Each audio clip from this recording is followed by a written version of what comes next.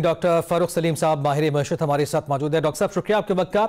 आज दो रिपोर्ट्स आई हैं, एक आईएमएफ ने निशानदेही की है पाकिस्तान में जो बैड गवर्नेंस है और बदउनवानी की, और एक जानिब जो ब्लूमबर्ग की रिपोर्ट है उसमें कुछ पॉजिटिव पॉइंट्स जो है वो शेयर किए गए हैं। सबसे पहले तो इन दोनों रिपोर्ट्स को आप किस तरह से डिफरेंशिएट करेंगे? जी, आईएमएफ वाली रिपोर्ट मेरी नजर से गुजरी है। जिस दूसरी रिपोर्ट का जिक्र कर रहे हैं उससे मैं फेमिलियर नहीं हूँ। वो मैंने नहीं देखी और मैंने नहीं पढ़ी।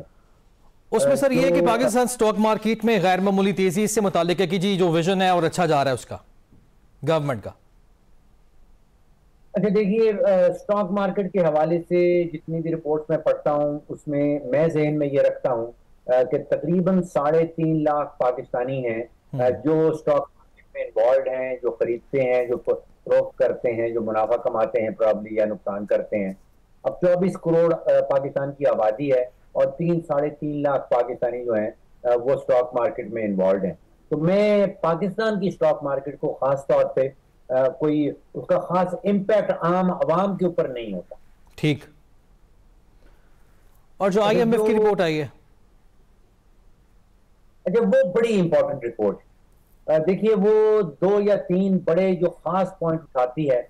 पहले तो वो ये कहते हैं कि हर हुकूमती सतह, मेरा ख्याल है वो लफ्ज जो उन्होंने या टर्म इस्तेमाल की, डीपली एम्बेडेड, अब इसको उर्दू में क्या कहेंगे कि बहुत गहरे तौर पे या बहुत गहराई से हुकूमत के हर सतह के लेवल के ऊपर करप्शन जो है वो एम्बेडेड है, वो उसके अंदर घुसी हुई है। फिर वो ये कहते हैं कि पॉलिटिकली एक्सपोज पर्सन की टर्म वो इस्तेमाल करते हैं, जिसकी तरफ रेफरेंस है सियासतदानों की तरफ, कि उनकी स्क्रीनिंग के लिए जो सिस्टम एग्जिस्ट करता है वो काफी नहीं है। फिर वो कहते हैं कि 2 इलाके ऐसे हैं, एक ठेके देने वाले और एक जो खरीदारी करती है हुकूमत, उसमें बहुत बड़ी स्केल पे जो वो करप्शन होती है। अब 3 इदारे ऐसे हैं जो करप्शन के हवाले से रिपोर्ट्स निकालते हैं। आईएमएफ की रिपोर्ट आई है, वर्ल्ड बैंक अपनी एक अलग से रिपोर्ट निकालता है, और एक और इदारा है ट्रांसपेरेंसी इंटरनेशनल, वो अलग से रिपोर्ट निकालता है। अगर तीनों को आप उनकी एवरेजेस निकाल के देखें तो लगता है कि तकरीबन 6-7-8% जीडीपी का जो है वो करप्शन की नजर हो जाता है। बाद में ये है कि तकरीबन 9,000 अरब रुपए की सालाना की बुनियाद पे पाकिस्तान में करप्शन पाई जाती है, जिसका मतलब ये हुआ कि तकरीबन 3-3.5 करोड़ खानदान पाकिस्तान में रहते हैं। तो हर पाकिस्तानी खानदान का जो नुकसान है, जो उसको करप्शन की कीमत चुकाना पड़ती है, वो तकरीबन 2.5 लाख से 3 लाख रुपए सालाना है।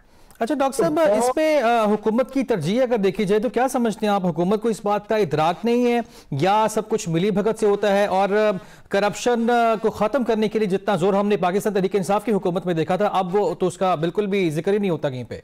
तो इस रिपोर्ट के बाद क्या हुकूमत अपनी तरजीहात जो है वो चेंज करेगी?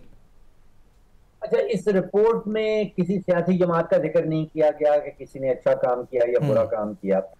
इसमें वो कह रहे हैं कि हर हुकूमती सतह पे, और रिगार्डलेस ऑफ कौन सी सियासी जमात आती है, शख्सियत आती है, उसका मतलब ये होता है कि सिस्टेमिक करप्शन, यानी कि जो सिस्टम चल रहा है पाकिस्तान के अंदर, चाहे वो पीटीआई आए, चाहे वो पीएमएलएन आए, चाहे वो पीपल्स पार्टी आए, सिस्टम तो चेंज नहीं हो रहा जी। तो सिस्टम करप्शन छुपी हुई है, या वो कह रहे हैं कि डीपली एम्बेडेड है। तो यहाँ से बालातर होके इस रिपोर्ट में बात की जा रही है, और सारी ही हुकूमतें इसके अंदर जो हैं वो शामिल हैं। बिल्कुल सर, मेरा बेसिकली सवाल मेरा ये था कि हमने ये देखी, आप बिल्कुल सही फरमा रहे हैं, इस रिपोर्ट में ये कहा गया, और पाकिस्तान तहरीक इंसाफ की 2019 की एक जब चीनी का मामला आया था वो भी, उसमें भी जिक्र है इसका। लेकिन मेरा सवाल ये था कि पाकिस्तान तहरीक इंसाफ ने बड़ा जोर लगाया था, बड़ा नैरेटिव बिल्ड किया था कि करप्शन को खत्म करना है, यानी उनकी तरजीह थी इस मामले में। लेकिन अभी मौजूदा सूरत हाल में देखा जाए तो क्या हुकूमत की तरजीह आपको नजर आती है?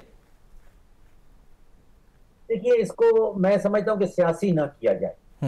अगर पीटीआई की हुकूमत के दौरान जाएंगे तो जो करप्शन परसेप्शन इंडेक्स था वो बड़ी बुरी तरह नीचे गया। बिल्कुल ऐसे, यानी वो ये कह रहे थे कि करप्शन इंक्रीज हुई है पीटीआई की। तो हम होके बात करते हैं।